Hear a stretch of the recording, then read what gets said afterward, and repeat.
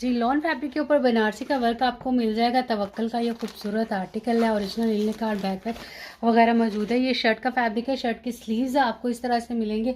बहुत ज़बरदस्त सा बनारसी का काम आ जाएगा। उसके बाद ये शर्ट का पूरा फ्रंट जो है वो इस तरह से डिज़ाइनिंग के साथ आएगा। बहुत ही खूबसूरत इसकी लुक है। और उसके बाद इसकी आ जाती है बैक साइड। तो बैक का दामन आप चेक कर लीजिए।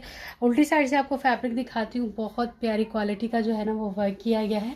बड़ा ही अमेजिंग और ज़बरदस्त सा आर्टिकल है। इसमें कलर्स भी मिल जाएंगे।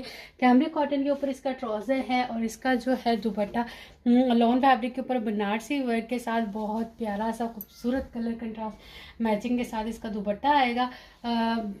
तवक्कल की ओरिजिनल 100% ओरिजिनल कलेक्शन है।